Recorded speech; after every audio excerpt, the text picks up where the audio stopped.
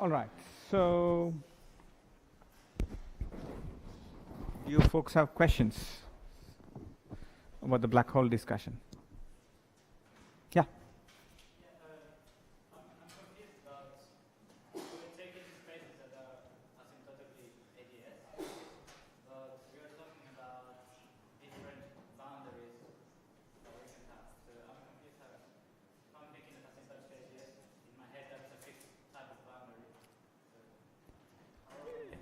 Right. So if you remember, if you go back to I used a very crucial phrase yesterday when I set up the problem. I said asymptotically locally ADS. Okay. So really ADS has a time-like boundary. So you can ask yourself the following problem: pick some time-like manifold, and because of conformal symmetries, you can choose not just a metric on it, but a whole family of metrics that are related by conformal transformations on that space. So this is what's called usually a conformal class of matrix. And given a conformal class of matrix on a D manifold, there exists a space-time which solves Einstein's equations with negative cosmological constant, whose boundary is one member of this conformal class.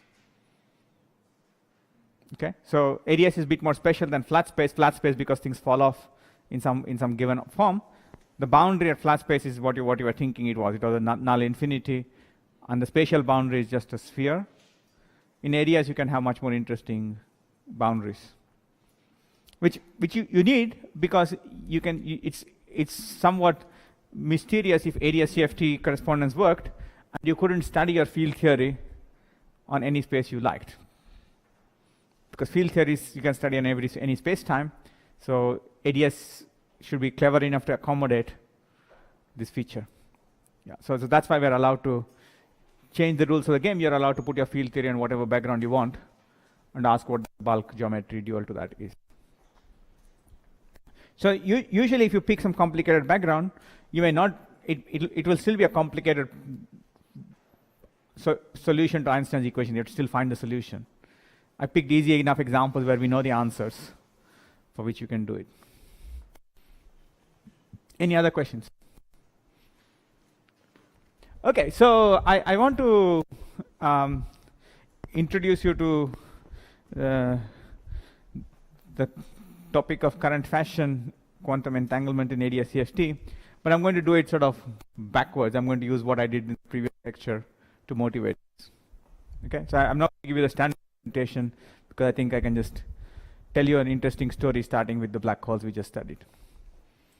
So let's go back to what we were doing. We were studying thermal physics.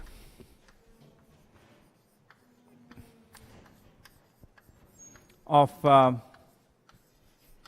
CFT, and for the moment let me even forget about the fact that the CFT, let me pretend as if, I'll write formula as if I'm doing quantum mechanics, okay? So you can upgrade everything to field theory. So what we were trying to compute is we were trying to compute this partition function.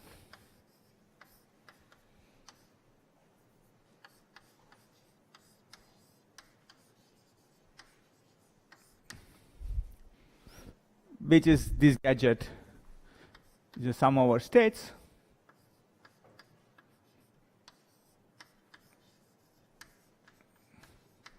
Where n is just some label for what my energy levels are. Yeah? Now, this operator here, it's a trace of an operator.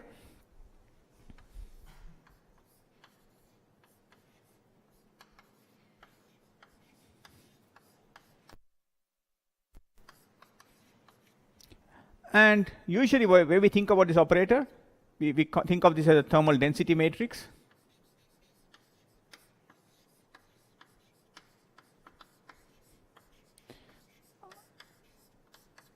And the reason to think so is that this thermal density matrix is not a pure state in the quantum system. It's not a state in Hilbert space. It's a supersection of states with probabilities given by e to the minus beta h in how they appear in the ensemble.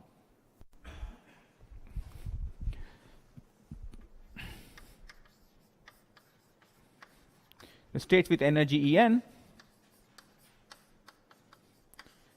appear in the thermal ensemble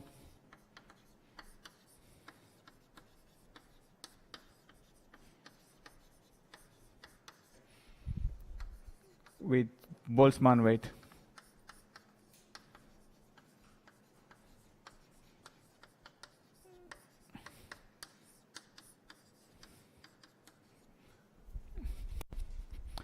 That's basically interpreting my first line in words.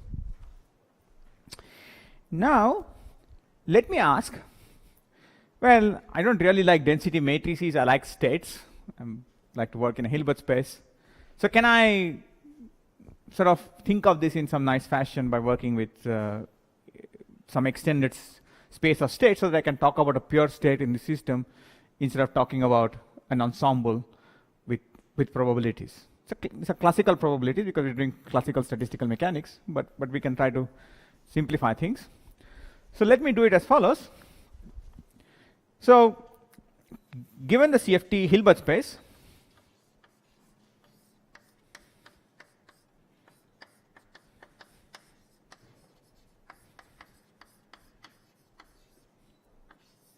which I'll call H,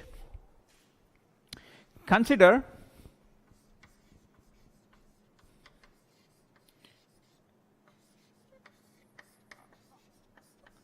a state which I'll call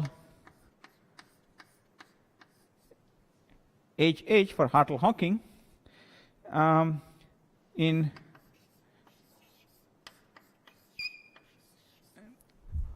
H tensor H. And this Hartle-Hawking state is defined as follows.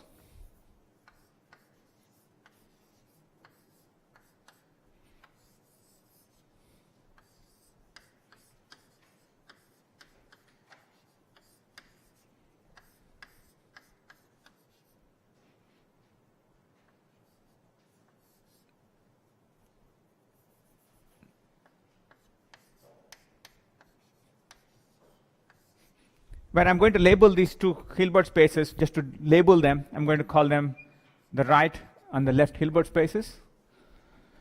And I'm going to write this state down, where I take an energy eigenstate En in the left, a corresponding energy eigenstate En in the right.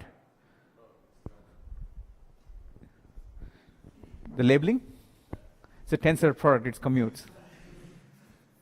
But yes, if you prefer, I'm happy to. It's a tensor product of vector space. It's an abelian algebra, but and I just pair them this way, and I stick this Boltzmann weight with extra factor of half in here, and let me normalize this.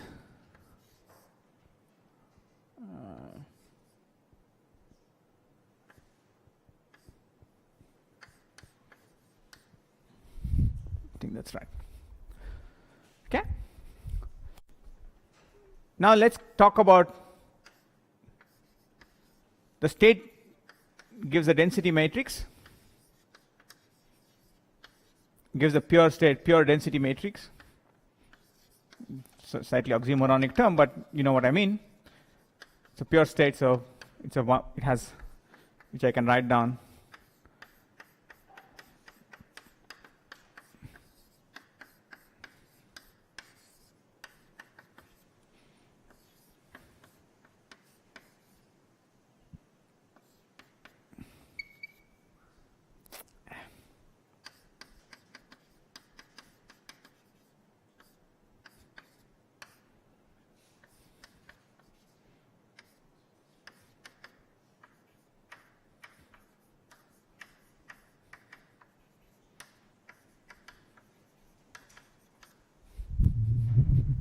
Okay. If you trace out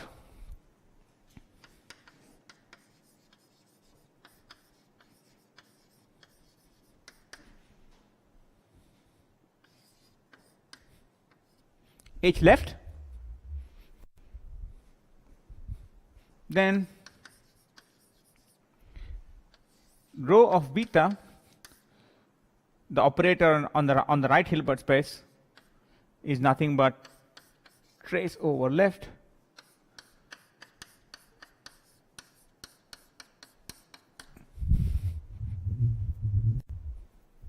because if I trace out, I will stick in a complete basis of states of the left Hilbert space. I can use orthogonality to kill. I can adapt the full the basis to the energy eigenbasis, and then I'll get delta functions here and here. So trace over left implies you sandwich with ek left,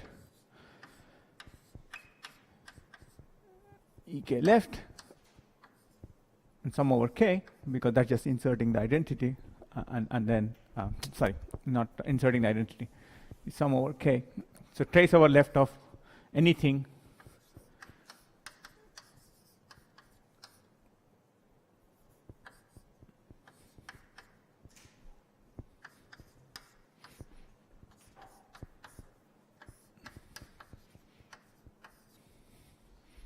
you'll get two delta functions which collapses this sum, and so trace over left of Hartle-Hawking operator becomes 1 over z,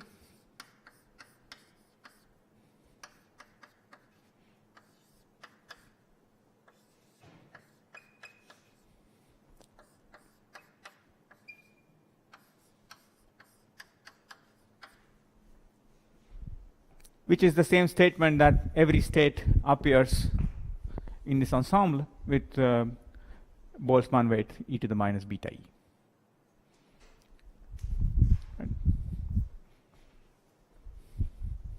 Correct?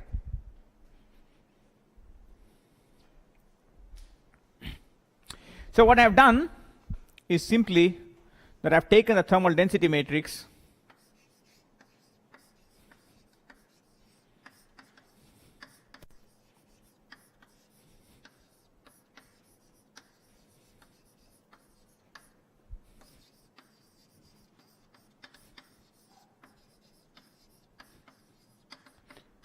and purified it by working in a larger Hilbert space.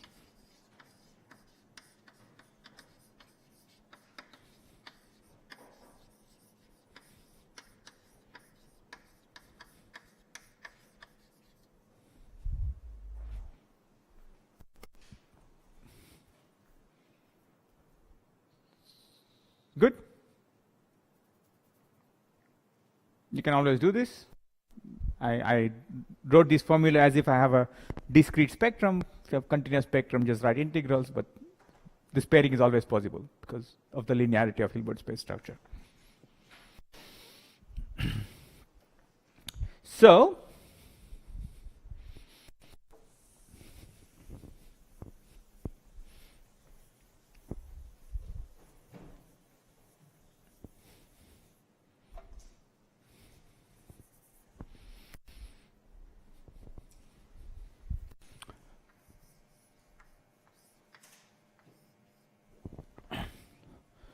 from z of beta, we can compute a free energy from which we can compute some entropy as a function of beta. And it should not take you very many steps of linear algebra to convince yourself that the entropy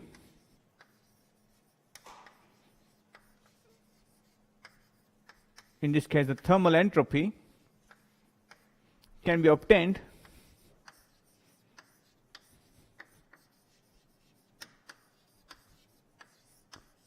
from the operator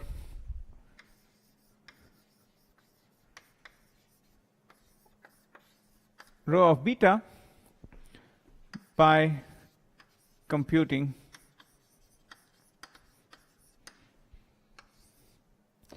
this quantity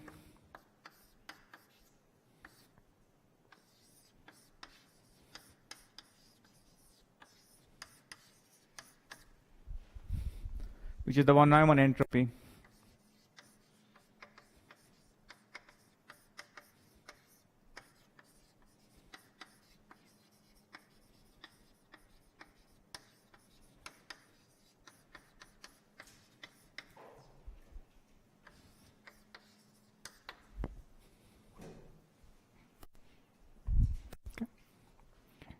So given classical probability distribution with eigenvalues lambda, lambda log lambda gives you an entropy. I give classical Boltzmann weight, interpreted it quantum mechanically, and then the quantum mechanical von Neumann entropy, which is the analog of the classical lambda log lambda term, is the thermal entropy for the particular state I chose.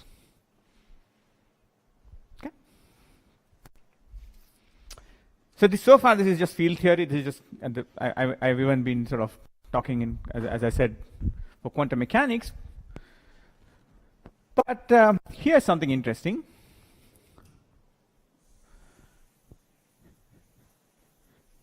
What can we say about this particular state? So I should have been clear that this HH is an element of this tensor product Hilbert space. Rho beta is an operator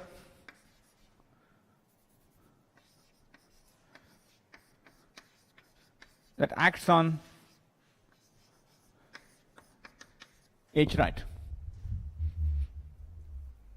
Just to be clear, what are these objects doing and where they act. Now let's try to interpret this classical thermodynamics slightly quantum mechanically. What are we saying here? This state is a state in the tensor product Hilbert space. It's a pure state, as it has just a superposition of various energy eigenstates. But it cannot be written as a separable state in that Hilbert space. There's no way to set this. So the notion HH is pure but entangled because the expansion coefficients in the energy eigenbasis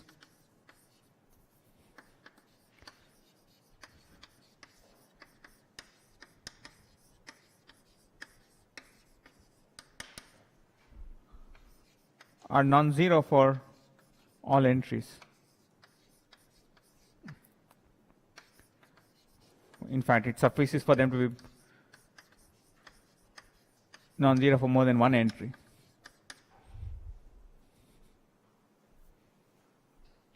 And you will recognize immediately if I tell you take that as a function of beta. This is a state parameterized by beta. For beta going to infinity, for beta going to 0, t going to infinity, this is the maximally entangled state.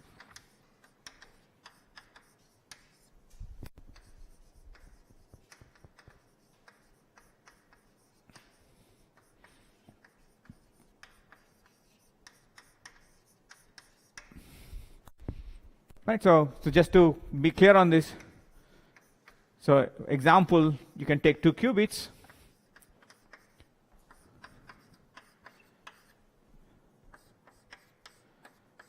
and write down the state, the Bell state, which is maximally entangled state of 2 qubits, and this you can get up to this normalization as a particular realization in this system. For the 2 qubits, this is exactly true, but you can sort of put different weights here. They won't be maximally entangled. And that's like giving you Boltzmann weights for the state up having energy plus energy E up, and state down having energy E down. So any thermal density matrix is can be represented as a pure but entangled state in a doubled system. So, simple observation. Now I'm going to convince you that this observation has some meaning in area CFT. But is this point clear? Is this quantum mechanics discussion clear? Yeah? Have you seen this before, or is this new? You've seen this before. Okay. Okay, so let's try to interpret this.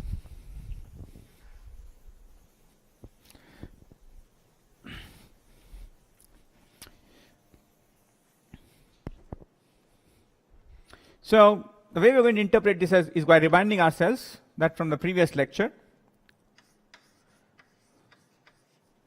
So recall that the black hole, the thermal entropy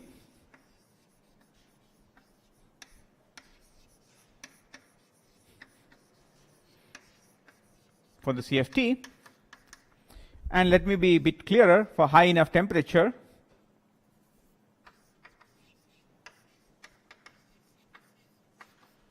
was computed by a black hole geometry.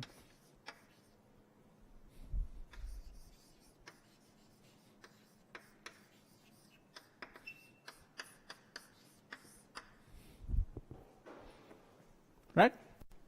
I'll tell you what happened at low temperatures in a while, but for now let's just talk about the high temperature case.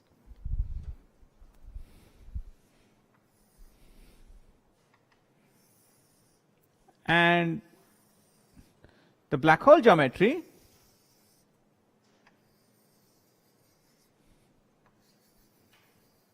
I drew a Penrose diagram for you in the previous lecture, and I also drew the Euclidean picture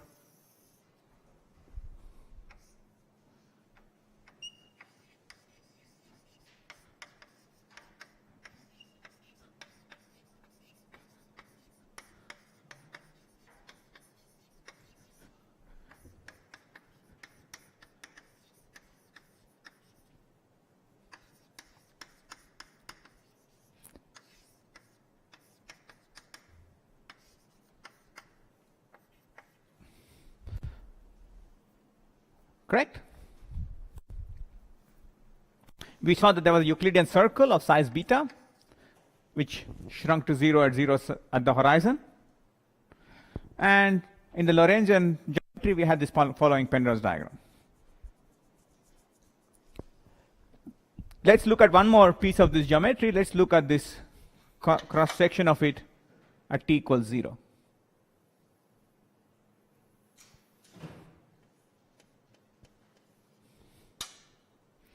And try to understand this Penrose diagram just on the t equals 0 slice.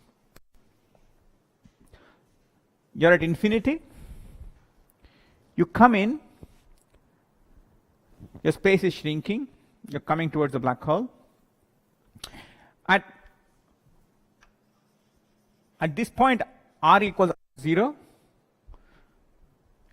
If you're sort of measuring the size of the, so let's say we have a, we're looking at this, now we're looking at a constant time, so I have to tell you what the spatial directions are doing. And let's talk about the planar black hole for a moment. So I have an R3 that's sitting at everywhere here. The sort of overall volume of the R3 is infinitely big here, the proper volume. The proper volume sort of scale down, scale down, scale down. They get to proper volume size R0 here. And then they start growing back. Right? Because this direction is R to infinity goes this way. And if you go back to the Kruskal coordinates, you'll find that R increases that way and this way. Or, if you've seen your favorite picture of black holes, what it looks like is that space comes, if I draw a circle in the R3, that circle gets to have a bridge of size R0, and then on either side,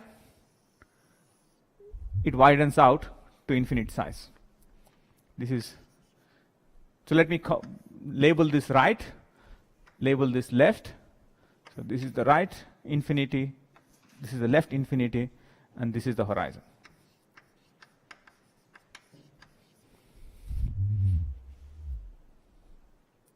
Is this picture clear?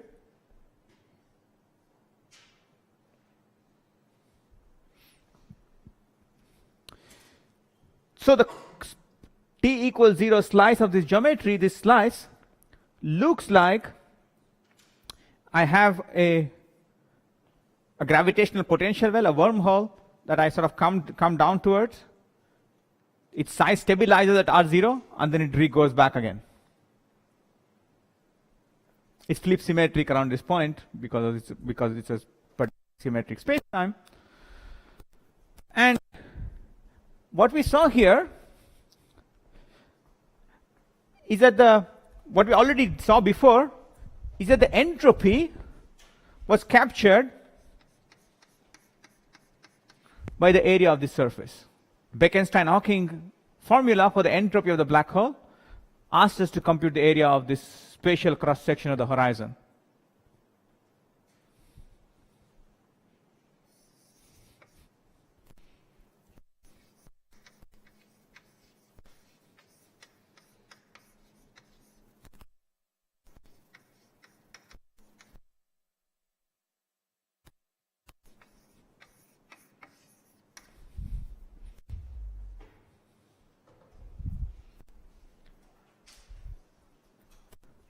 So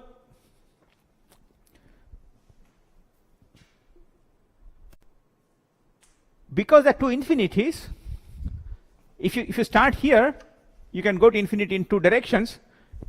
This picture is already starting to sound like the story I was telling you in quantum mechanics. The black hole seems to want to construct this Hartle-Hawking state, where the left Hilbert space is out on this boundary, the right Hilbert space is out on this boundary. They're entangled with some entropy, and that entropy is living democratically halfway between at the horizon.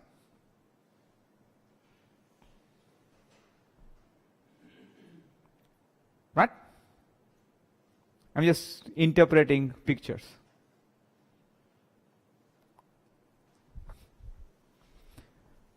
So,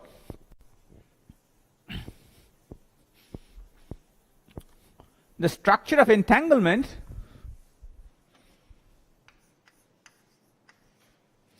the measure of entanglement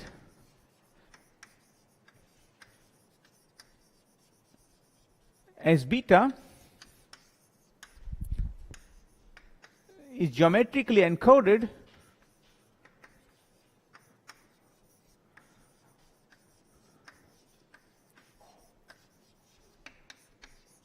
in the area of a geometric surface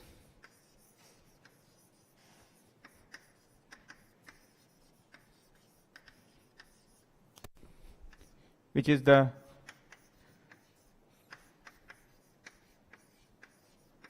throat of the wormhole. This spatial picture is called the throat, is called a wormhole because it looks like it's connecting two different asymptotically flat regions.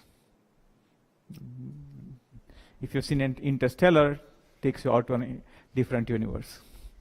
If you're a right observer, you end up in the left universe. Unfortunately, in this case, it's not a traversable wormhole. You can't get there you have to get there along a spatial direction. You can't get there in your rocket ship.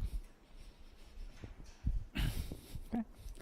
It's also called the Einstein-Rosen bridge. Einstein and Rosen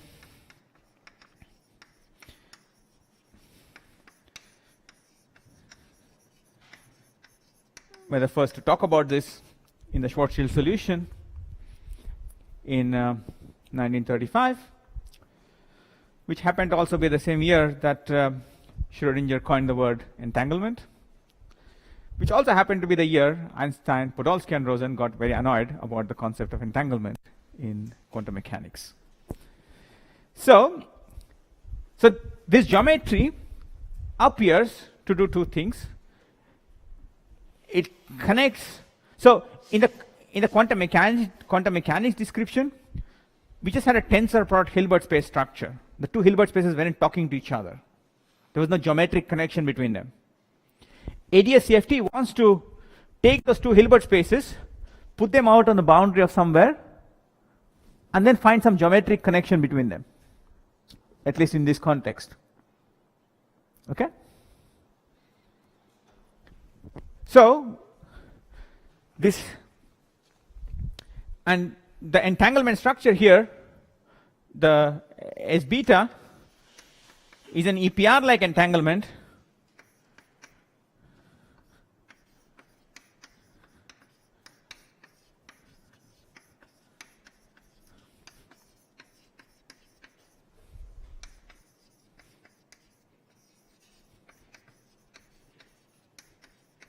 modulated by these Boltzmann weights, and that's sort of clear from this discussion. This is just the Bell or EPR or cat state or whatever you call it in quantum mechanics. It doesn't matter. You could choose any basis you like, up, down, plus, down, up, but this is yet another maximally entangled state. Yeah.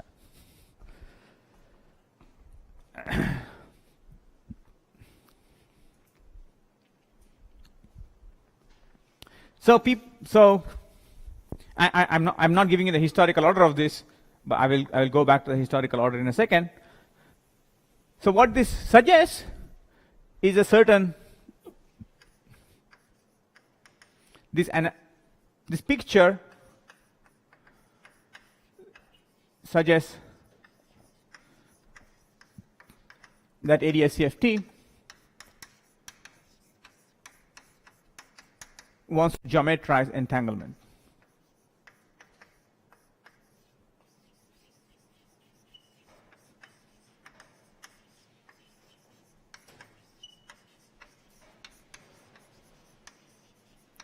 Or as Malasena Susskind very poetically put it,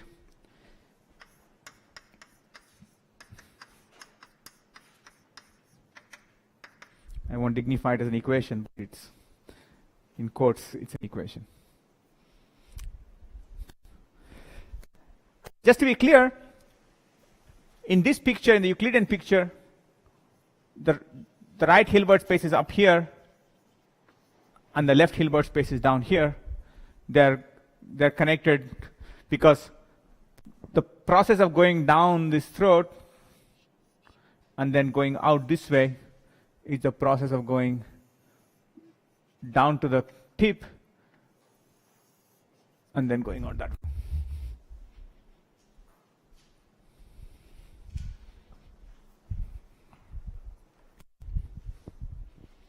Okay. So this is a achronal history of ADS-CFT and entanglement. I'll go back. This was something that Malasena and Susskind proposed about a year or two ago, but I'm going to go back half a decade before that to tell you where this story comes from. Questions?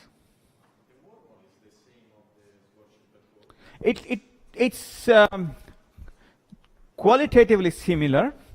There's one big difference. In Schwarzschild black hole, so the throat here is just a fixed size spatial volume. For a planar black hole, it's an R3 of fixed size. For a global black hole, it's an S3 of fixed size. So that part is the same. But as you go out in flat space, space becomes flat.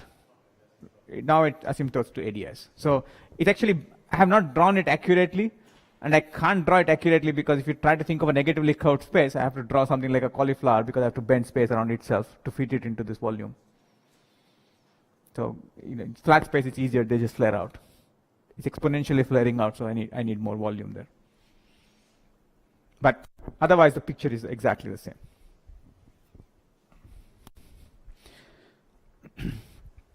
So what you could think of, and this picture is what I want you to keep in mind, if you think of these two quantum field theories as being composed of a collection of qubits, what this picture is telling you is that you've taken qubits of various kinds and paired them up, and the process of that pairing, when geometrized, builds you this wormhole. That's what the ER equals EPR statement is meant to mean.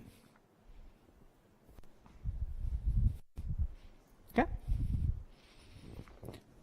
Now, this statement didn't come out of the vacuum. I mean, this picture was known. This picture was known many years ago. This understanding of this picture, I call the state the Hartle-Hawking state because Hartle and Hawking were the first to think about states in the context of black holes in the 70s. This picture was understood by Israel of how black holes realize this thermofield double construction, also in the 70s. Sena used this in area CFT in the early 2000s, but the reinterpretation in terms of entanglement structure is much newer from a year or two ago. But the reason to think about entanglement in area CFT goes back much before that to work of Ryu and Takayanagi from 2006, and that's what I'm going to describe now in more general than just this thermal picture.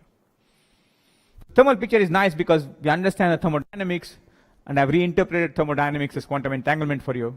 But now I want to go back and just talk about quantum entanglement.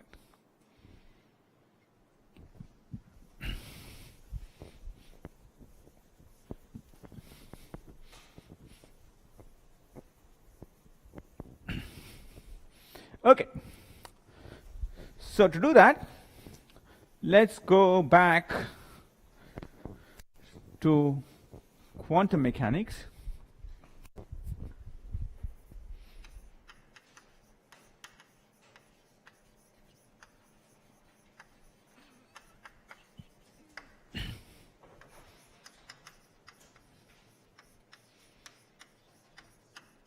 Talk about entanglement in discrete systems. And then we'll do continuum quantum field theory in 2 seconds.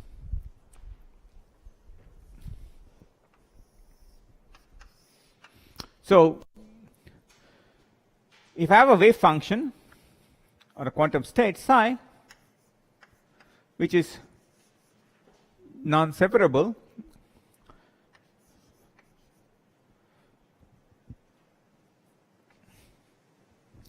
so this is a state in, so if I have a quantum Hilbert space,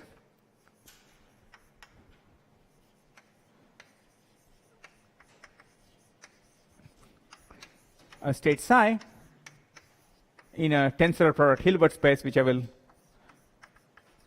following previous notation, call H left tensor H right. You can write a general state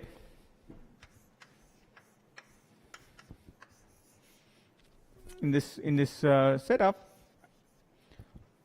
with some coefficient Cn,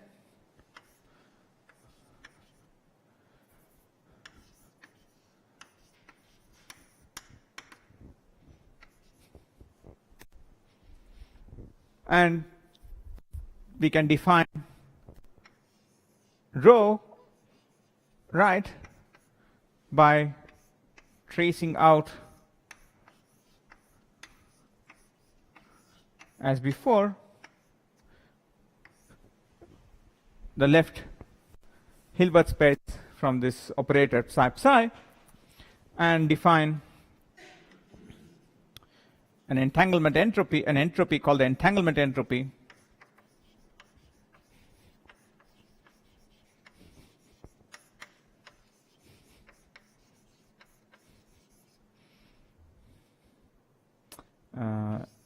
S right, let's say,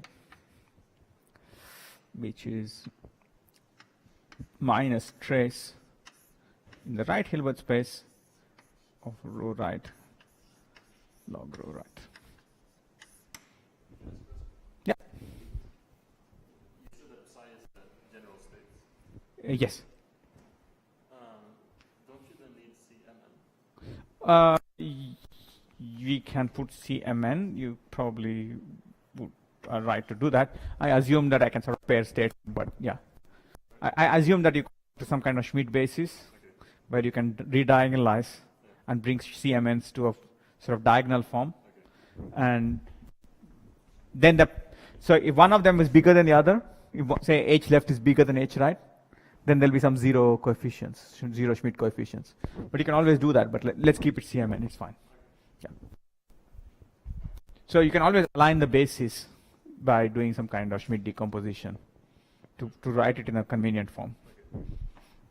If you write it in the Schmidt basis, the nice thing is that this guy is just the sum of eigenvalue Schmidt coefficients log Schmidt coefficients, some of them. But let's keep it this way. So this entanglement entropy or the von Neumann entropy of this reduced density matrix is defined in terms of this operator rho r.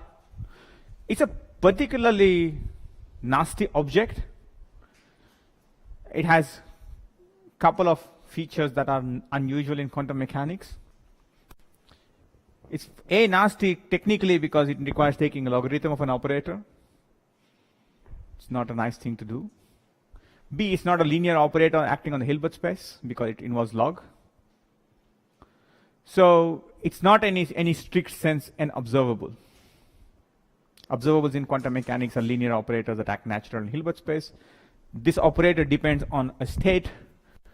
It's defined given that state, so it's not a it cares about where it comes from. Okay. But anyway, this is an interesting object. And for future reference, we can also talk about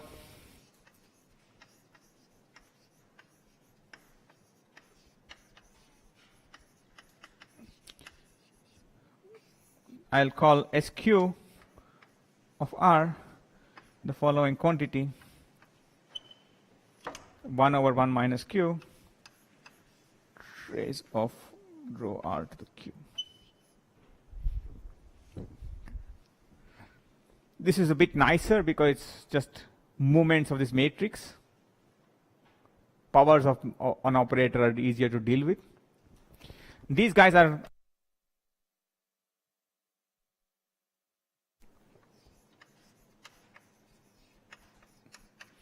and they're usually useful because the limit SQ tends to 1 of SQ of R gives you S of R.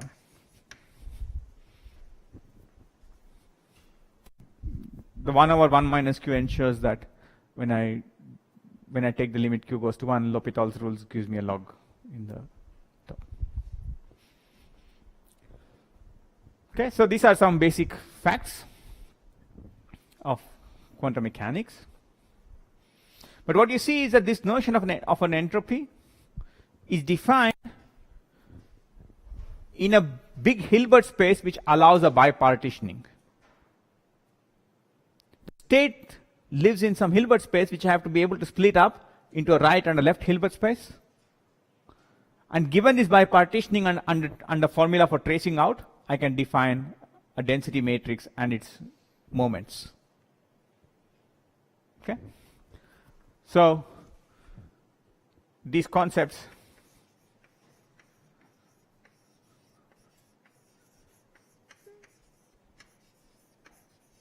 rely on bipartitioning of the Hilbert space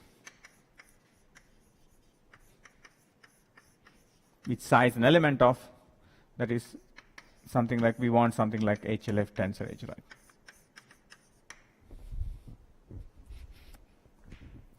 So if you have, I don't know, 20 atoms, you can choose to talk about the Hilbert space of 10 atoms and 10 atoms, and that gives you bipartitioning.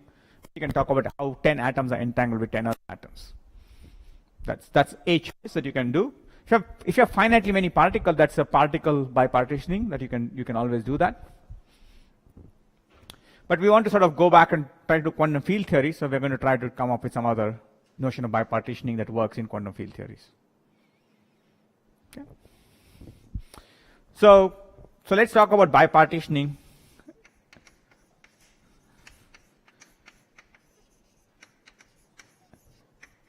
In lattice field theories, in lattice models, which will allow us to talk about bipartitioning in quantum field theories. So let's say I have a lattice, a spin system,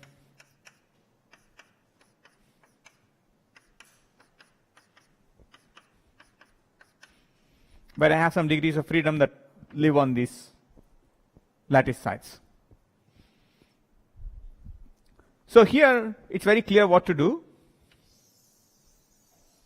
You can sort of mark off some region on this lattice, and you can call this the right region, and you can call the rest of it the left region.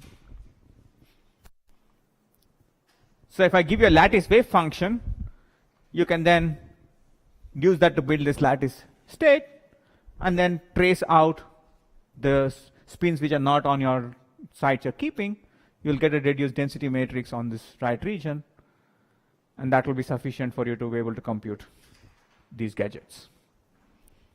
So I want to take this analogy and push it towards quantum field theory. By just saying that starting with this lattice system, you can imagine taking a continuum limit. You can shrink down the lattice side and take the continuum limit. So what this suggests in quantum field theory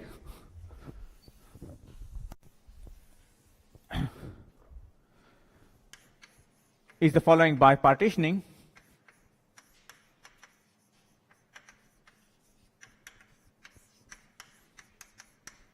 Is you pick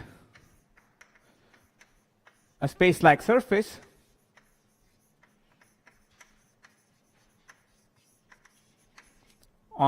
let me call that sigma on the d-dimensional manifold the quantum field theory lives on. I'll keep using the same notation as I was doing before. So BD was my boundary manifold on which I was putting CFTs. So I'll keep that notation. Take a space-like surface on it. So let me draw this sigma. So this is a Cauchy slice of this manifold. I'll assume this manifold is nice Lorentzian manifold, so I can talk about a constant time slice. And I can use it to define initial conditions for quantum fields on that slice. Initial conditions for quantum fields on a space-like slice defines a quantum state. It defines, so I have psi on sigma.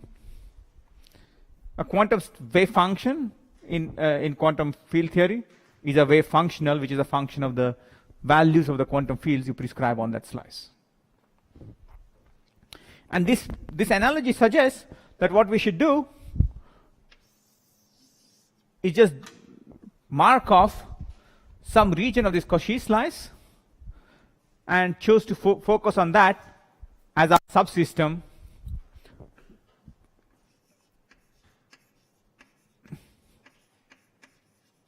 And I can call it right and left as I've been calling, or I can call it what I tend to usually do is call this subsystem A and call this a complement. Okay, so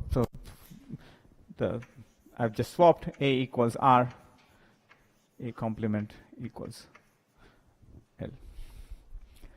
And the surface that breaks up the region and its complement, I will call the entangling surface.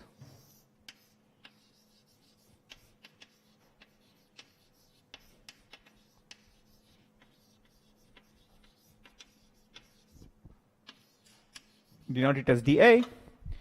It's an imaginary surface you've chosen to draw on a Cauchy slice to demarcate the part you want to keep and the part you want to integrate out. The process of tracing out here is a process of integrating out. You are deliberately saying, when you're tracing out the degrees of freedom in left, that you are choosing to ignore what those degrees of freedom are doing. So in the spin system, if I had these 3 times 15 spins, and I kept track of only these 6 spins, then I don't care what the remaining 9 spins are doing. I just want to know what the effective description of these 6 spins is. Okay?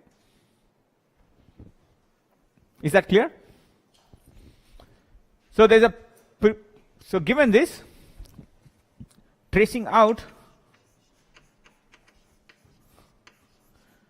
a complement gives you rho A, and given rho A, you can compute SA or SAQ by just writing down these formulae given the wave function. Has the degrees of Neither. I'm only, so, okay. You ask a question that is, in this case, it's easy to answer. In the continuum limit, it becomes less clear what to say. And I'll just make your life more miserable by telling you that I intentionally chose lattice models where degrees of freedom lived on sites. You probably know that if I do gauge theories, degrees of freedom don't live on sites, they live on links, which makes this factorization slightly dubious, to say the least. So what I can actually do for you is the following. I can give you a path integral prescription in the continuum, which tells me, which I was going to postpone for a bit, but let me tell you how to do it. To construct the density matrix. Okay. Just intuitively how to construct it. It's an impossible path integral to do, but it's in principle possible. So let me do it as a Euclidean problem for a second, because it's a bit easier to describe, and then tell you what happens in the Lorentzian case later. So to actually construct rho A,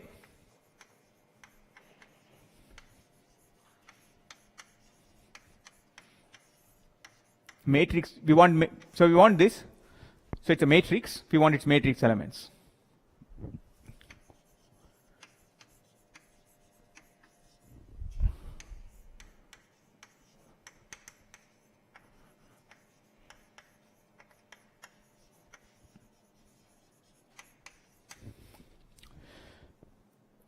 So take an example, a two-dimensional Euclidean field theory.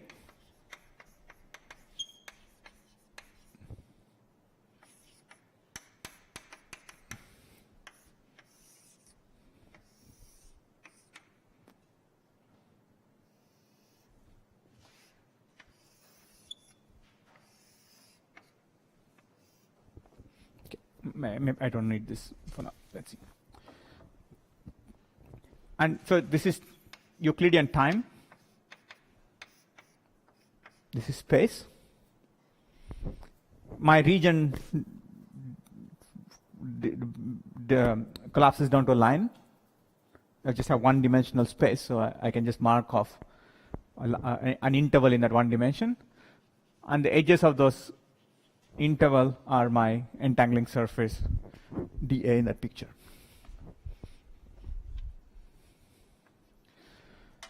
What you do here is you resolve this line, which is at t equals 0, say, into two lines at t equals plus and minus epsilon.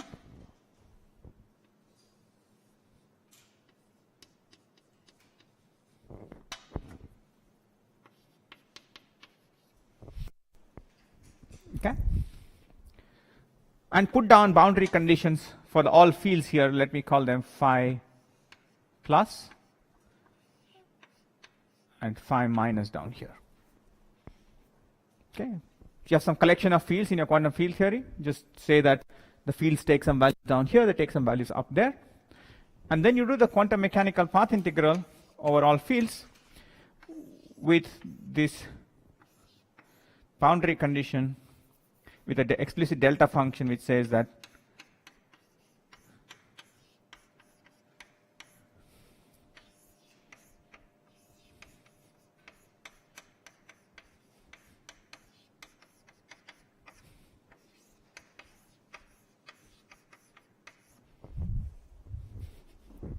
and this gadget constructs for you rho plus minus matrix elements. Solve this problem for every boundary condition of this kind that construct all the matrix elements. And then you have the matrix that you can work with in this basis. So in a discrete system, it's a finite matrix, so we can do this, but that's the continuum analog to this statement. And I emphasize that this is a Euclidean picture. Ask me later if you really want to know what the Lorentzian picture is. Okay, it can be done. That's a formal definition you can give. And at this point, it's sort of clear that it doesn't care what's happening at the edges. I don't need to tell you what's happening at the edges. Yes. Necessary to take connected regions. No. So I could take disconnected intervals.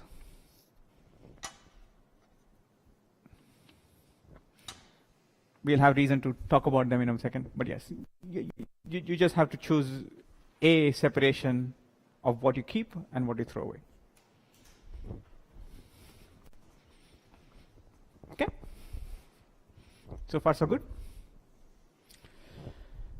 So if you can do this path integral and get this guy, and you can compute.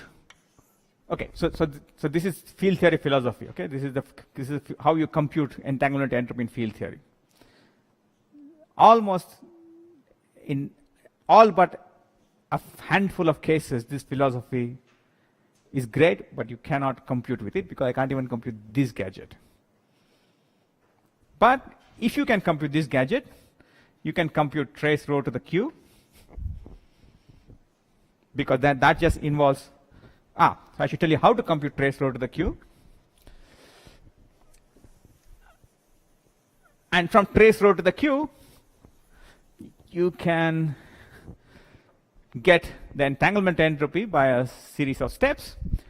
But already trace rho to the q is an interesting gadget to compute, because let me try to compute trace rho cubed. And for simplicity, let me just draw one interval.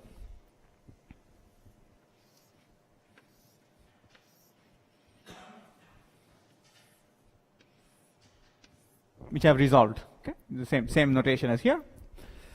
And why do I need 3 copies? So this is trying to compute trace rho cubed.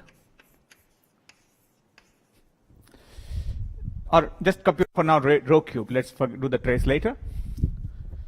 Well, rho plus minus is computed by this path integral on this surface. So when I want rho cubed, I need 3 copies of rho, and then I glue them. They're matrices. I glue them there by joining their indices. What does joining indices mean? So this was plus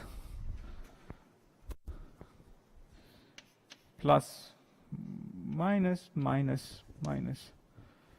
plus, and rho cubed is rho plus minus 1, rho plus minus 2, rho 3 plus minus. It means that I have to combine the plus and minus indices of adjoining pairs of rho and trace them. What you want to do effectively is to take this part, glue it to this part, take this part, glue it to this part, and then take the top part there and glue it to this part if you're eventually going to take the trace. So this is the last thing you need to do for taking trace.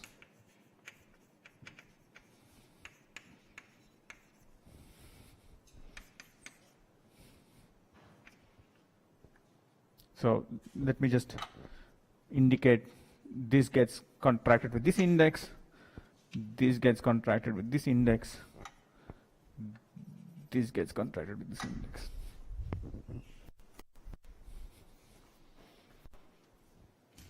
Matrix multiplication done for continuum matrix is defined with path integrals by drawing things on manifolds and cutting and sawing manifolds to make this thing.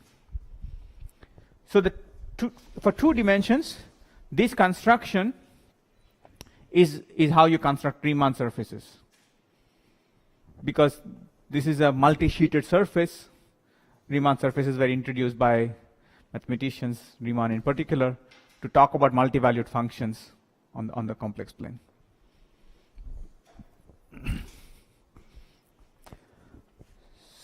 So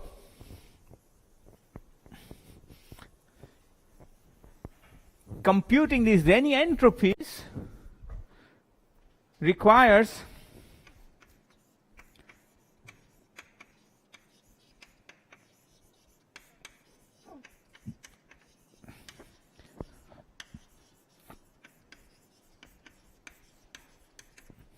they're computed by doing a path by defining a field theory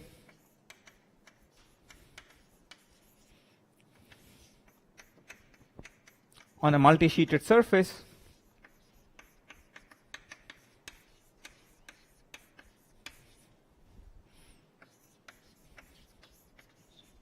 and I use the word surface loosely. If you're in higher dimensions, you have to define a corresponding multi-sheeted hypersurface. Okay. So you need some kind of branch surface in higher dimensions. It's a complicated topology problem, but it can be. That's a rough intuition of what you want to do. Given SQ for integer q,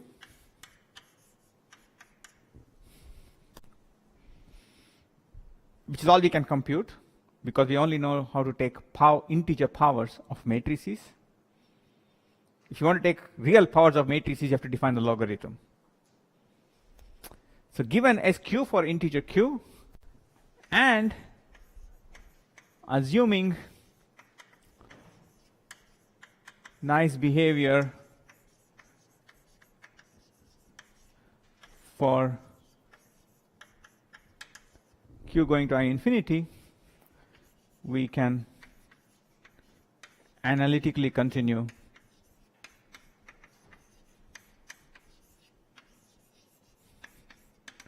the discrete data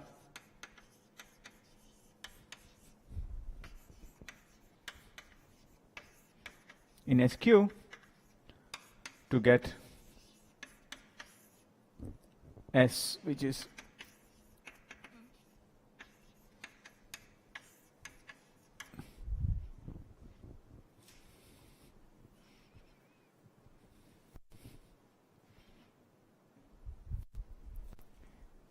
I need this second condition because it should be clear to everybody that given a function at integer points, there is no sensible analytic continuation unless you tell me what happens at plus minus I infinity. So here's a function sine pi q. It's an analytic function. It's 0 at all integers. I can say nothing about it by knowing its value at integer points.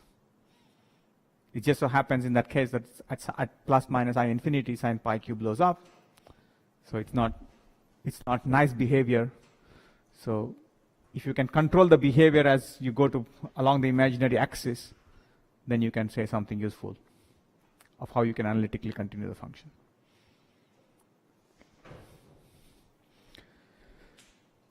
So in a moment, I'll tell you that how this calculation was done many years ago, and then redone a few years ago in conformal field theory techniques to solve for this one interval problem in conformal field theories in 2 dimensions. For more than one interval, we know how to write down the Renyi entropies. We have no idea how to get the entanglement entropy from that answer.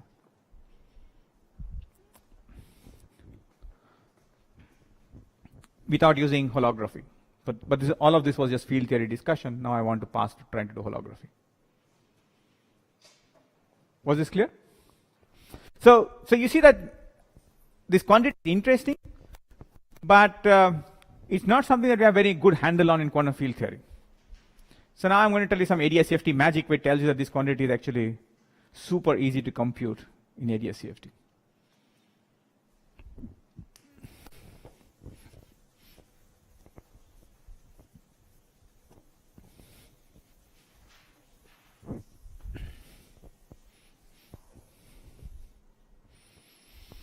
All right.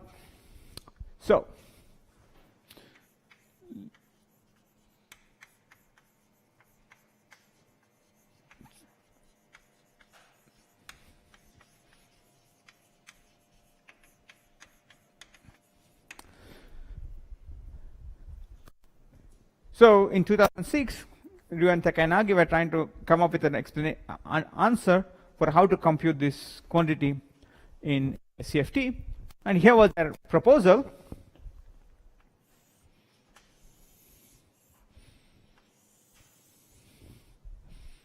I'm going to draw a different picture of ADS CFT than the one you've seen before. I'm going to keep, I'm going to suppress time. So let's look at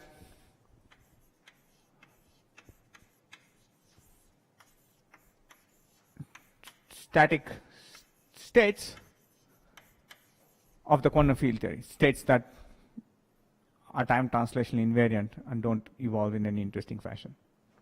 Okay? Well, because they're static, so this could be, for example, the vacuum ADS geometry. Because they're static, there's a well-defined foliate. So to define this row, we had to pick a moment of time. The density matrix was defined at a given moment of time. But since the state is static, the situation is same for all time. Nothing happens. So I'm going to suppress time in this picture and draw the picture I had before. So this surface here is a Cauchy surface, sigma, on my boundary. Time, if you want, runs somewhere else. And z is the radial direction in ADS, is the ADS holographic direction. And on this sigma, I have this region A, and the entangling surface is boundary. Okay? So these guys said, well, you know, and while they weren't thinking about the problem I told you about two-sided black holes, they had that at the back of their mind, and they said there's a very natural entropy in gravitational systems, which is area in Planck units. Bekenstein and Hawking say that this is true for black holes. Why don't we find some quantity which is associated to area of something in the bulk side and associate that with entanglement entropy? So what might be a natural area to talk about? Well, it has to be some surface in the bulk that knows the region A, right? Because the entanglement entropy cares not only about the full state, but which region you're choosing. So they said, okay, great. So why don't we do the following? Let's draw a surface which I like to call EA for reasons that will become clear in a second, which has the following property. The boundary of EA on the boundary of the ADS space-time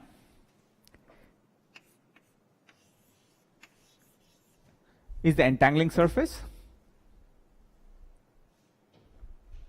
So it's a surface that sort of sits on the entangling surface. It's anchored on the entangling surface.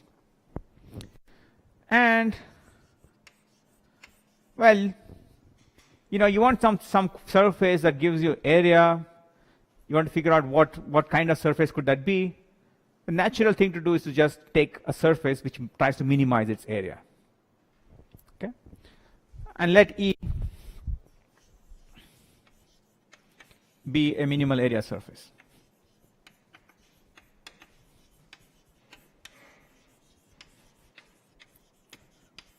I'll put in one more condition now, which I'll explain in a second.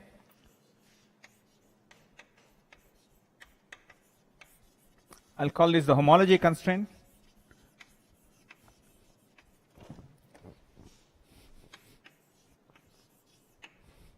I'll require that E homologous to A.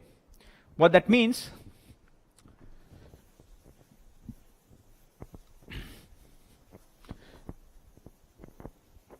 if I draw a vertical slice through this, it means that, oh, colors, where are my colors?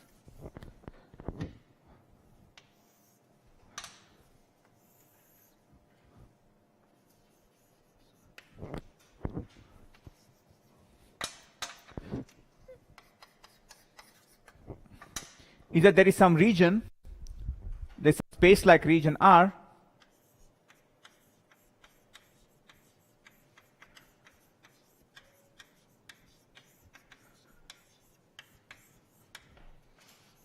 whose only boundaries are, which interpolates between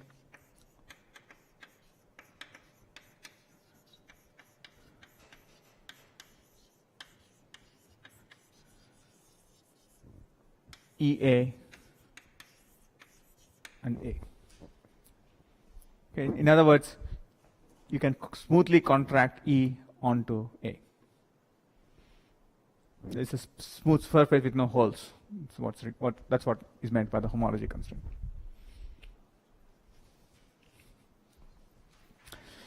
Okay, so that was the prescription. And does it work? So sorry, so the prescription was find the surface E, and SA is area of EA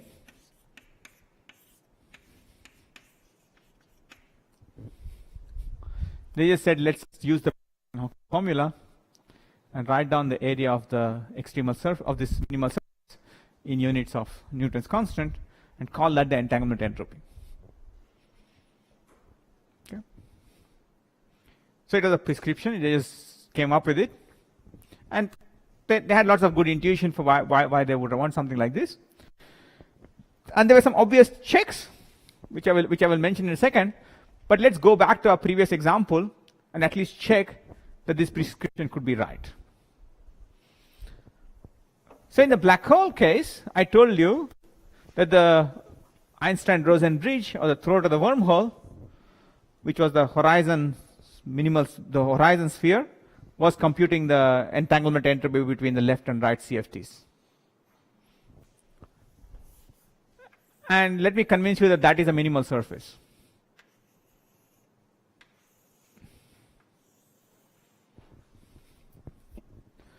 Okay.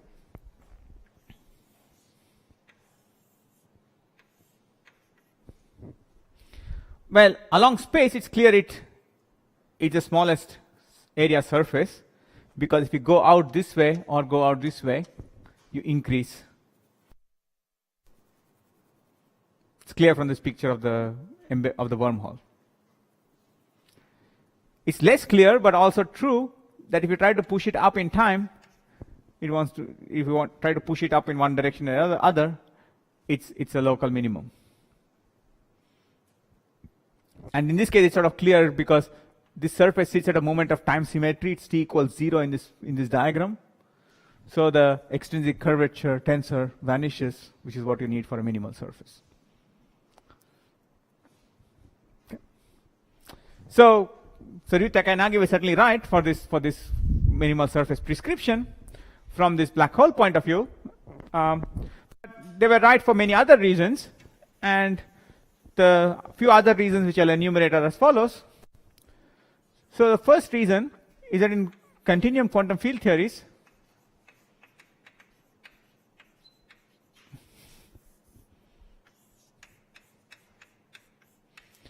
entanglement entropy diverges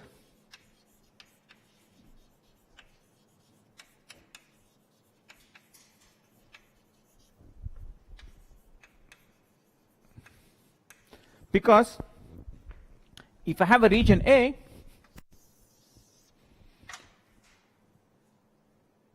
and I have some degrees of freedom on either side of it, then locality of quantum field theory tells me that nearby degrees of freedom are the ones that are maximally entangled in a bell-like sense.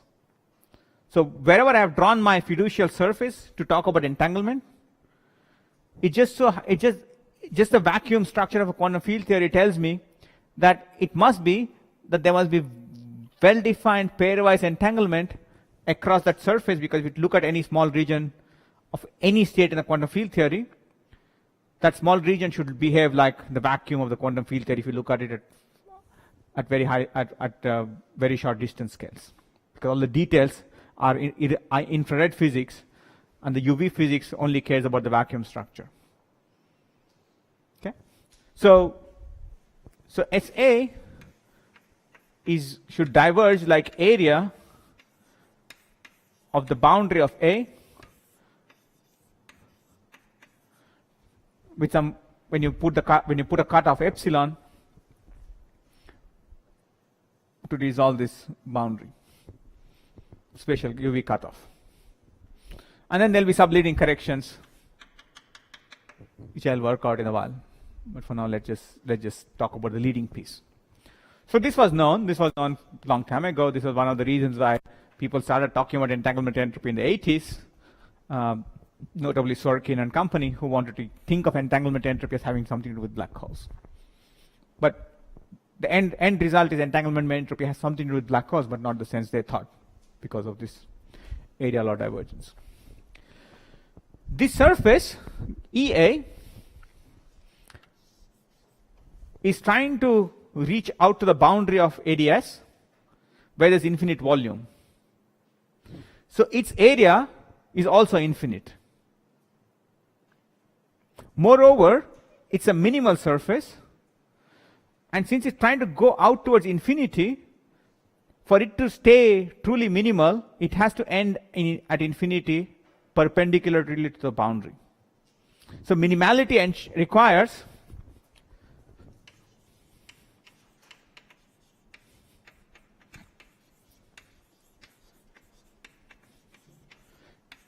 EA approach the boundary of ADS normally, which means that if I put a cutoff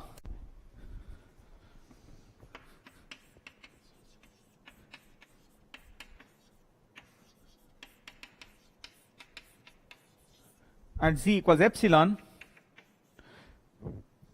then the area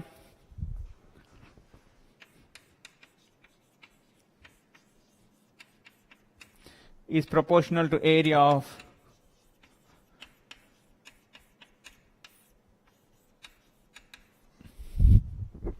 same power. Dimensional analysis tells me that power is the same. So plus again dot dot dot. And you can check that in fact the dot dot dots also agree on both sides. I won't go through that exercise in detail, but you can check in various cases that they agree. So that's one confirmation that this quantity has the right structure to compute entanglement entropy of a quantum system. I'll give you one more argument which I really like, because it exemplifies how beautiful geometry is, and then I'll tell you explicit calculations where they agree, so that we know that it actually works. Yeah. Yes. Correct. But then, I mean, I would expect, since we had to choose this surface EA homologous to A. Yeah. Then, I mean, for any choice inside a different homology class, I would get a different result, or it is independent on the homology class. So that the two things. Okay. So given A and a homology class of A, there could be more than one EA. There is no statement of uniqueness. But all of them will asymptote normally to the boundary. Their asymptotic behavior will be all have universal features. Where they will differ is way down this series expansion. There will be some finite terms, or there might be some logarithmic terms. They will differ in those coefficients. This is given A and the homology class. Correct. Given two different A's, Yes? I would expect that I should get the same result. No. No.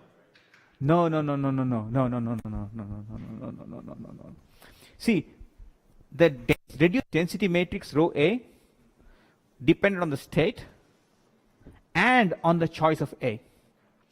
So it's sort of, okay, so maybe this following will help.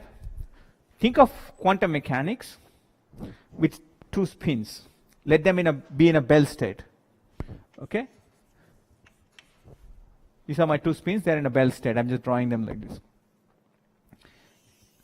If A encloses one spin but not the other, I get non-zero answer for entanglement. If A encloses neither spin, I get 0. If A both spins, I get 0. Okay? So it really cares about where my entangled degrees of freedom are relative to A. Yeah. It's funny because you're usually used to thinking about partitioning particles, but when you partition by spatial decomposition of your domains, you care about the spatial decomposition. Which is why I said also that rho A is, SA is not a nice object, it's not an observable, because it depends, it's a functional of A and on the state. So it's really what should be called as it should not be called an observable, although I myself, along with many other people, just slip into it and call it an observable. Okay, so that's one statement. The second statement is that the entanglement entropy of A satisfies some non-trivial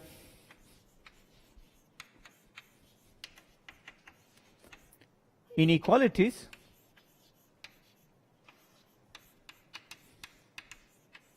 I'll just put down a few of them.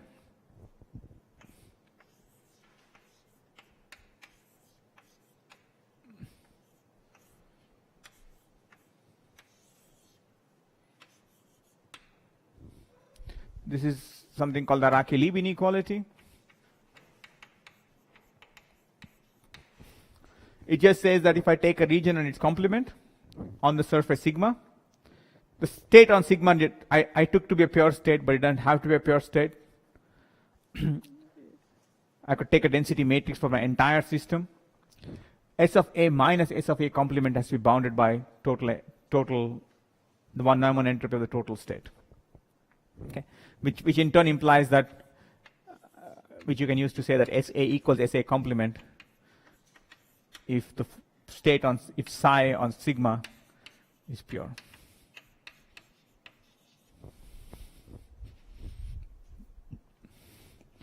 There's a second inequality which is, this is not so hard to prove for finite systems, but there is subadditivity which says that SA plus SB is greater than or equal to SA union B. There's strong subadditivity.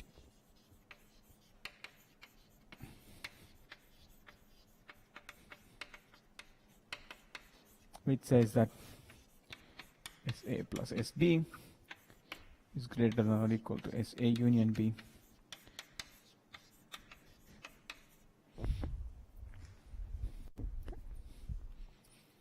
These things are known. These things are known since late 60s.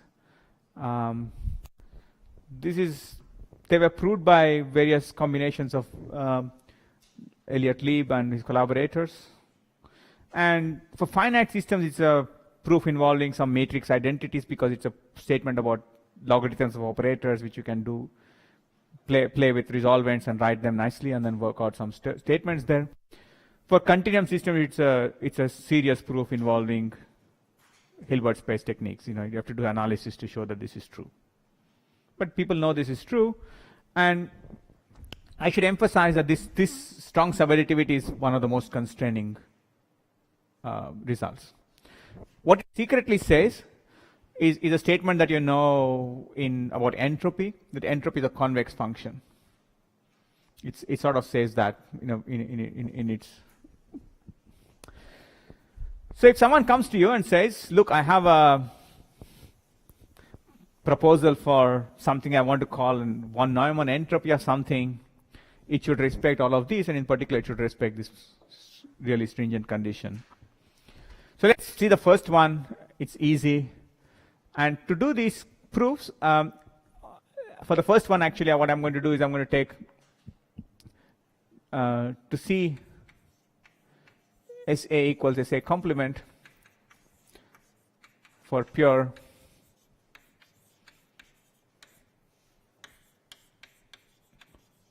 let me compactify the boundary of ADS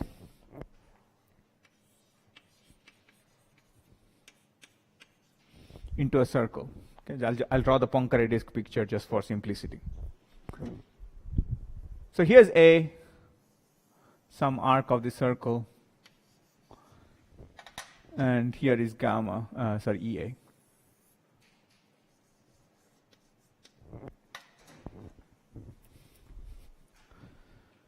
A complement is the other half of the circle. Should be clear that EA is a minimal surface that ends on the common boundary of A and A complement. It's homologous to A, it's homologous to A complement. So it's trivially true that S of A equals S of A complement. So that's one way to address this, the first thing. The second thing is actually trivial, because if I have A and I have B, so for this it's easier to draw this picture sort of back in my previous. So A is orange, B is blue. There is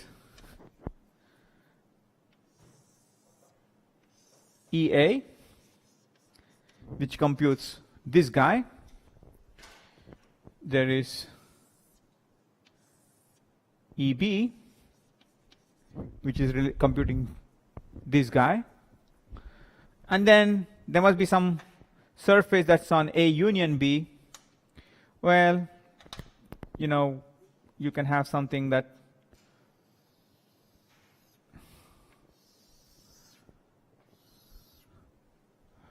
sort of ends on A union B. And it's easy to check that this relation sort of ends up holding in that case. The last one is much more tricky, but the proof also correspondingly is very satisfying when you see it work. So let's try to do the last one. So the proof I'm going to give you is a proof that was first given by my friend Matt Hedrick and Tadashi in their paper from around that time. So they said here's A. Okay, A runs from here to here. B runs from here to here. This is A intersection B. So the whole thing is A union B. Okay?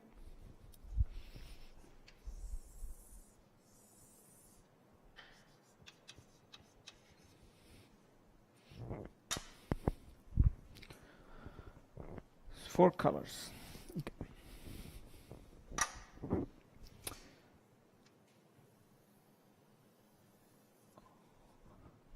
Oh, sorry, what did I do here? No, that's fine. This is S of A intersection B. It ends on A some minimal surface that ends on A intersection B.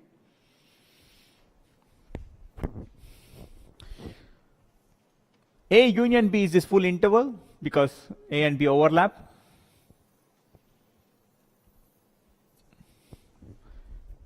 S of A union B is this surface.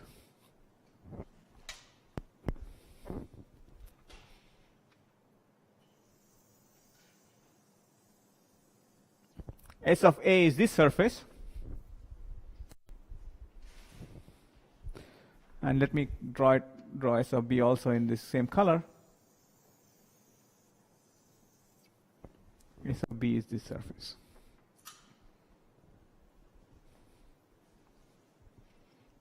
Okay. And I wanted to show you that S of A plus S of B is bigger than S of A union B plus S of A intersection B. That is, area of this orange surface plus area of this orange surface is greater than the area of the blue surface plus the area of the green surface. Okay.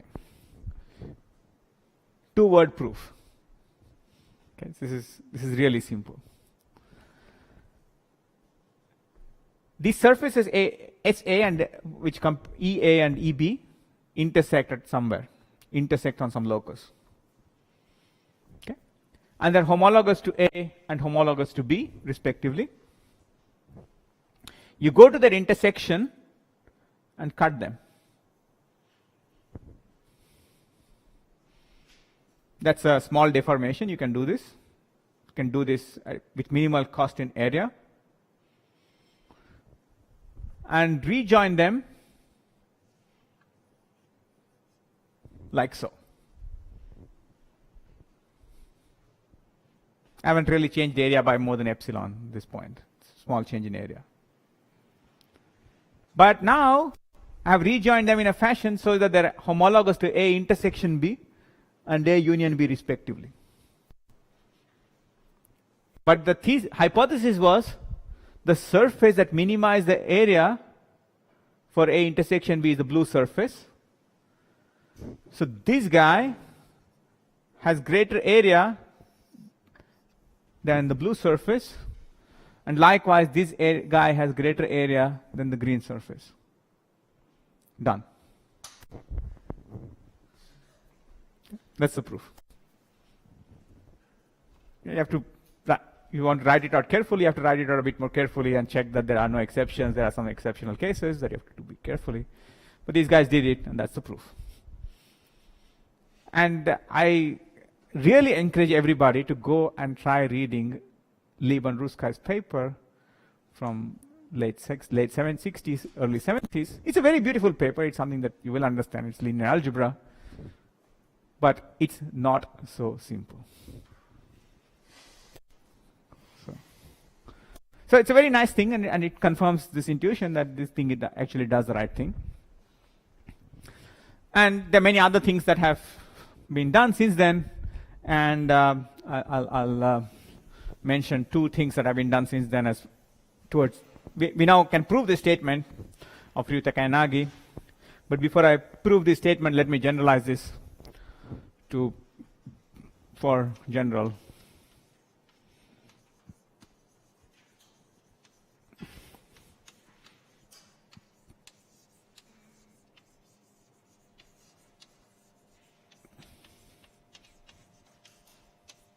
States.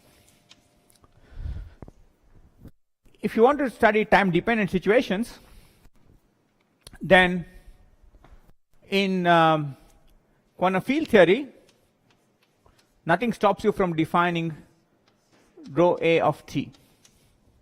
You can pick a Cauchy slice even in a time-dependent state, define the state at that time, trace out the complement of some region, define the reduced density matrix, etc., etc. So you can, of course, compute SA of t and whatever SQ of A of t. So all of these guys are well-defined objects as function of time. I'm not going to tell you the path integral construction because it's a bit more involved, but I can give you a path integral construction to construct these guys as well. But here's a problem. So these are defined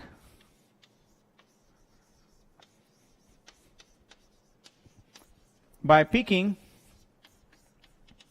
Cauchy slices sigma t on the boundary manifold where the CFT lives,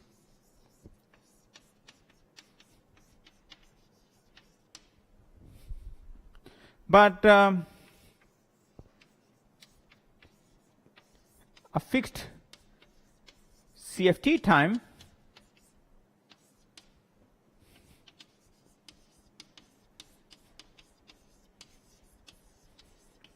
does not peek out a unique time slice in the bulk.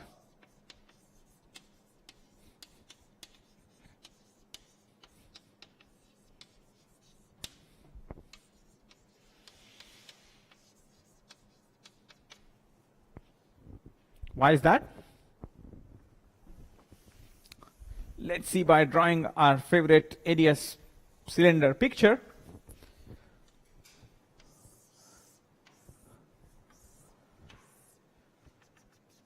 So if I have my CFT time running up, if I pick a slice that lives on the edge of the cylinder, which I call sigma, well, when I go into the bulk, I can either fill this slice in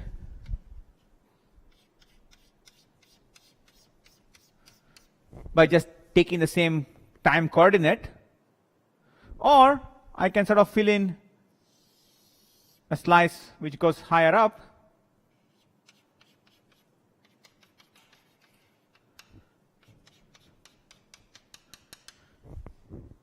it also corresponds to the same boundary time.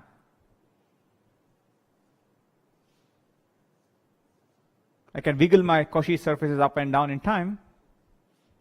In fact, I can wiggle them all the way inside a light cone, or all the way back down inside that light cone. So corresponding to a single boundary time slice, I have an infinite number of slices that correspond to slicing this particular light cone. So there is no unique notion of bulk time slice given a boundary time slice. Once there is no unique notion of bulk time slice, it's meaningless for EA to be minimal.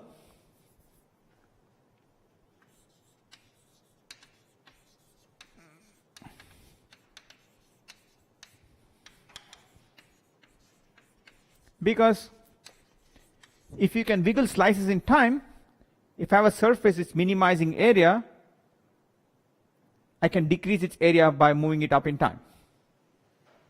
Remember, my metric signature is minus time plus space, so I can always decrease area by moving things in time. This is just the usual statement, you know, that geodesics in Riemannian space are shortest length curves. Geodesics in Minkowski space are not shortest length anything. They are extrema of the length functional, they're not minima. So you want to sort of come up with the corresponding notion for surfaces, and it turns out when the dust settles that the right answer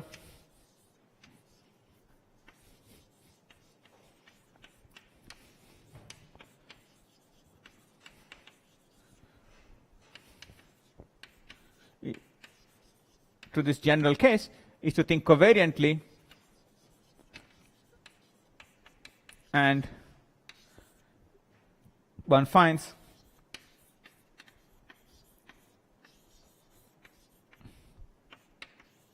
that EA has to be an extremal surface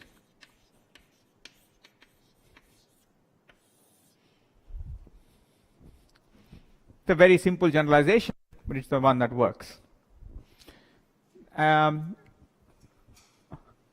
I say it works, we know it works from variety of examples, and this was a proposal that I gave Veronica, Hubeni, and Tadashi, sometimes called the HRT proposal.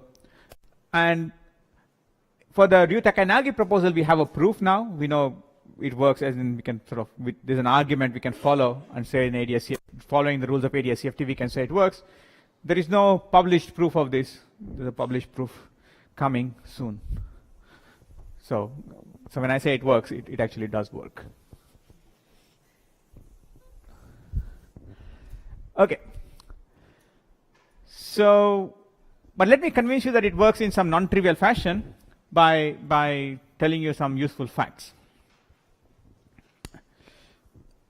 Okay, 15 minutes, good. So let's just count dimensions. So the boundary manifold was d-dimensional. Sigma, a Cauchy slice on it, was d minus 1 dimensional. A, which lives on the Cauchy slice, was d minus 1 dimensional. Therefore, the boundary of A is D minus 2 dimensional. So this is all in the CFT side. In the bulk, we are in D plus 1 dimensions, and EA is D minus 1 dimensional because it's a surface that's anchored on the boundary of A and leave one higher dimension. And this homology surface RA is D dimensional.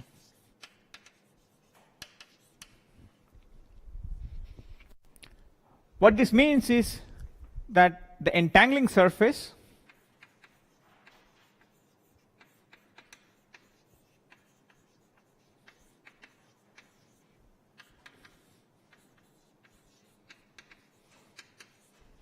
is a codimension 2 surface. It's 2 dimensions lower than the space it sits in.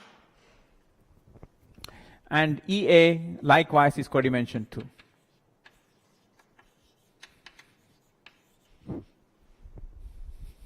Okay. Now in Lorentzian and both of these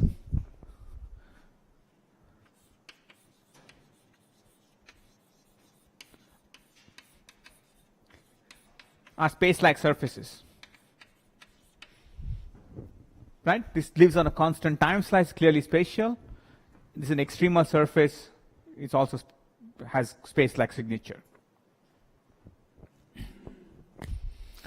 Now let me convince you that space-like surfaces are special. Space-like codimension 2 surfaces in Lorentzian spacetimes are special.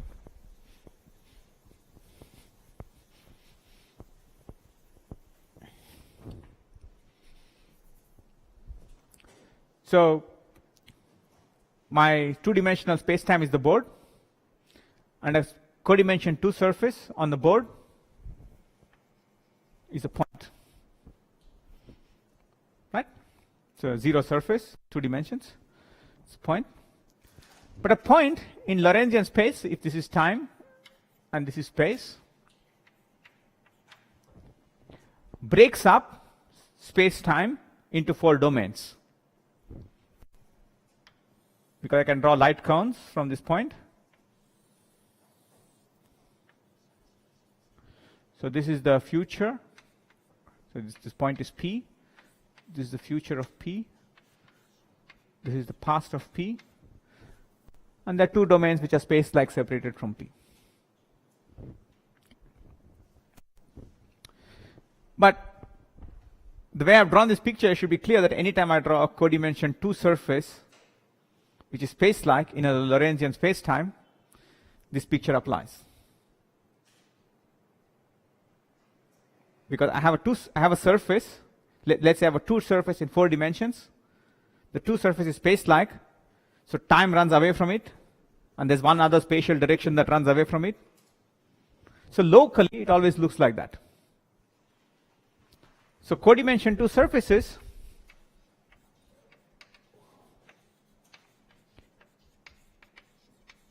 in Lorentzian spacetime, space-like codimension 2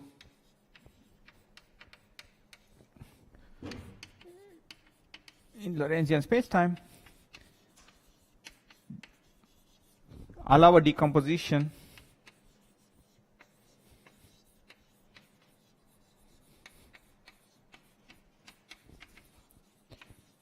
of the normal space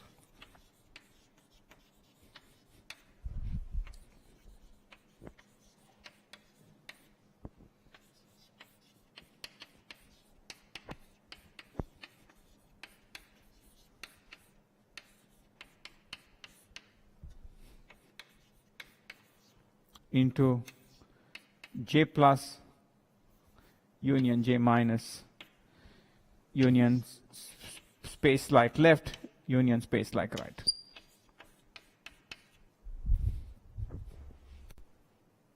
Because this is space like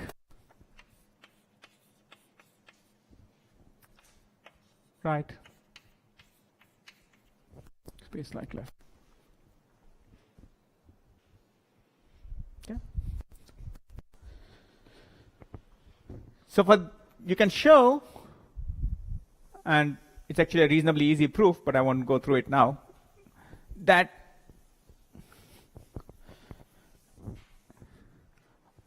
on the boundary,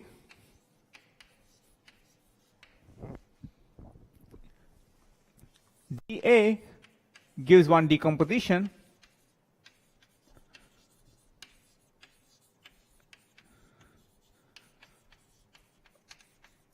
in the bulk, EA gives such a decomposition, and these two decompositions are compatible.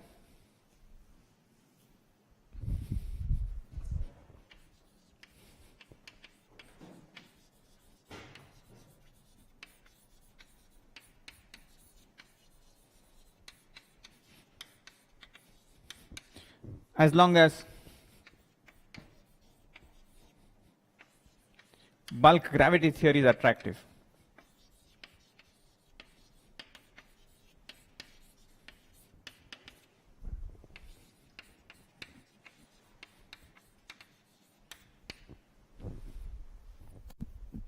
Okay.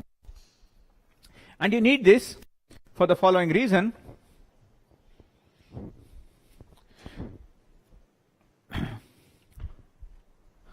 Let me try to draw a more sophisticated picture to see. Let's see if that works.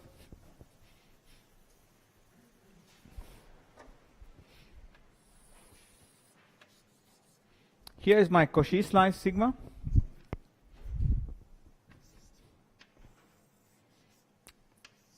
Here is A.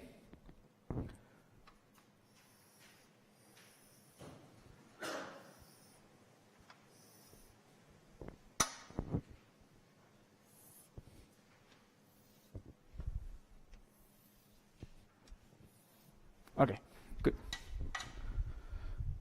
I've drawn various light rays starting from and from the boundary of A.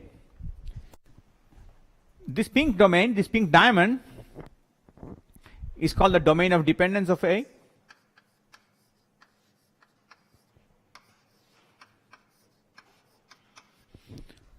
Because if I give you initial conditions on A, you can Hamiltonian evolve it in a relativistic theory inside the domain that you can communicate that information from A onto.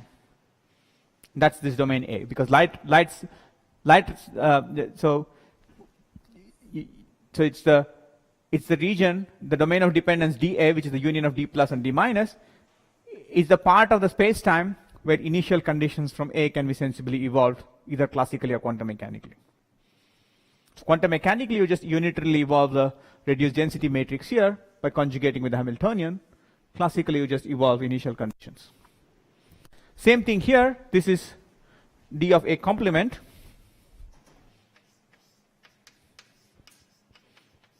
This is d minus of A complement.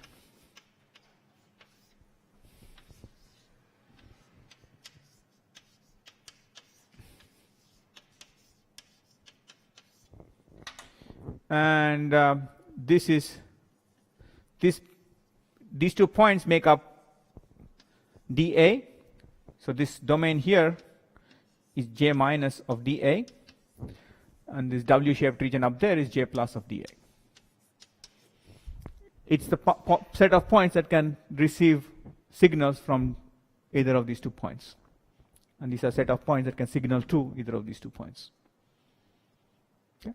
So the decomposition, this decomposition amounts to saying that my boundary space-time breaks up into J plus of dA union J minus of dA union d of A union d of A complement.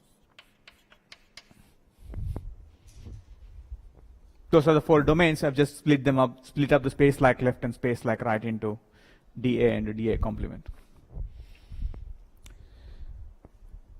Now the reason to bring this up is the following.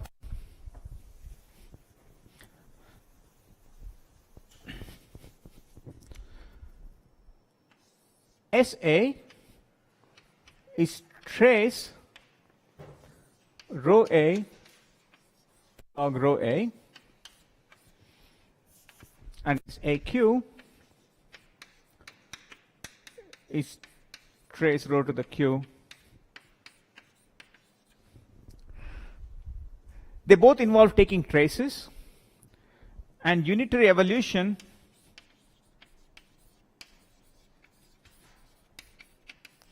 of rho is by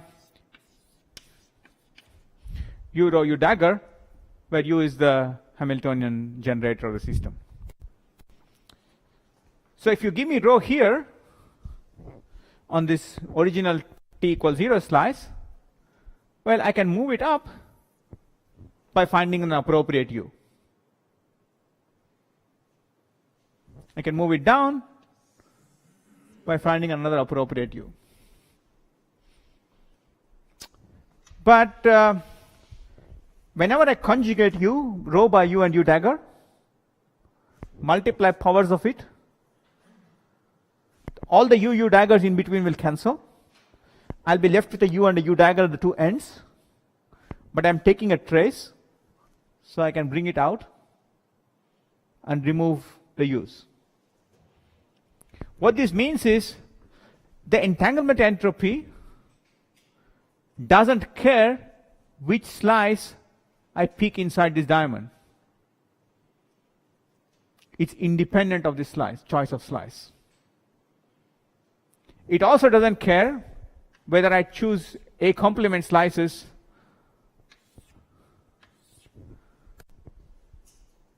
to go up and down.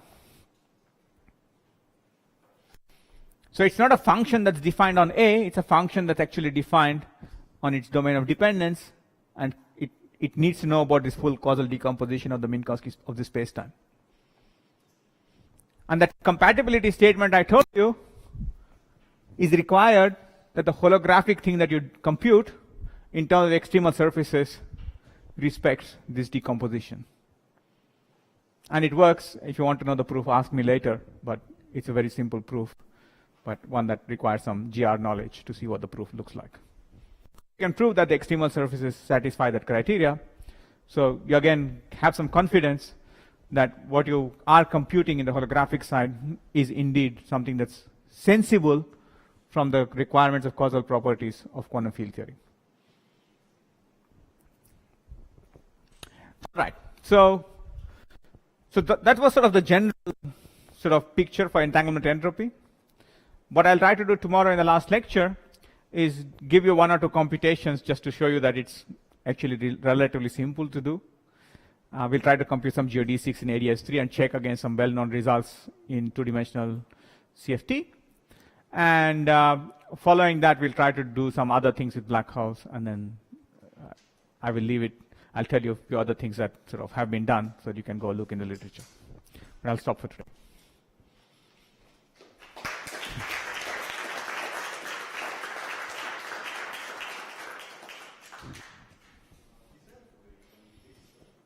This entropy can decrease, yes. It's not like thermal entropy. It doesn't have to increase under every process. And there's a good reason for it, that it's a sort of fine-grained entropy. And you sort of see this because, see, at the level, I was talking about EPR pairs. So if you have a system that creates EPR pairs locally, and your A has, say I have a source of EPR pairs here, and my region is here. The EPR pairs are produced and they sort of fly apart from each other. When an element of the EPR pair comes into my region, and an element of and its partner stays out, this entropy increases. But when the elements depart from my region, the entropy goes back down. So that's the easiest way to see that it can increase and decrease. Since you are considering constant time slices, so whatever the time component of the block is, doesn't matter. No. Okay, good. Sorry, I should make it very clear. The constant time slices are well defined on the boundary, because that's where I'm defining the reduced density matrix. But when you compute, for example, for Lipschitz or some other geometry, that they have some sort of other component of time. Yes. When you compute the induced and then take the integral. So you're assuming, so if you're assuming that your state is static and and doesn't evolve in time, then when you compute in Lifshitz, I agree with you that you can compute on a constant time slice, because all constant time slices look the same. It will look like a CFT answer. But here is a simple way in a Lifshitz spacetime to see a difference from the fact that it's not a CFT. Don't take a constant time slice in the boundary, just tilt it in time a little bit. It's still a space-like slice. Then the extremal surface cares about moving in time. Okay, but for the constant time slice? Correct, correct. Anything else? Mm-hmm. What does time mean in the entanglement entropy? Because for example, I'm trying to appear in the entanglement entropy. Entanglement counts the degrees of freedom in space, but evolves in the time. Yes. So what does the time mean? Oh, so, no, okay. So the notion of time enters the notion of entanglement entropy, because what entanglement cares about is the notion of the state. It cares about the state on sigma. So if you have a sigma that looks like this in flat space, and a sigma that looks like this, these are different states. I mean, if you're in the vacuum, they're related by a boost. So the vacuum is boost invariant, so it's the same state, nothing happens. But if you have some excitations, then these are distinct slices of the same state. They're different elements of the Hilbert space. And then if you mark off some region here, even if it corresponds to some region here, the reduced density matrices are different. The entanglement pattern is different. So but we have the time or the even fixed time, not the fixed time slice, but the bit rotate. It does depend on the, however, the block geometry is not time dependent. Yeah. No, but I mean, see, the thing is that the choice of how you slice a Hilbert space, how you go from a quantum field theory to a Hilbert space depends on picking a particular notion of slicing. So that breaks covariance. Once you do that in the bulk, it cares about how it's oriented. Actually, maybe a better way to say it is evolution perpendicular to this slice given is equivalent to a choice of time, which is equivalent to choice of Hamiltonian. Evolution perpendicular to this slice is by a different Hamiltonian. So states evolve. So, yeah. All right. So tomorrow then.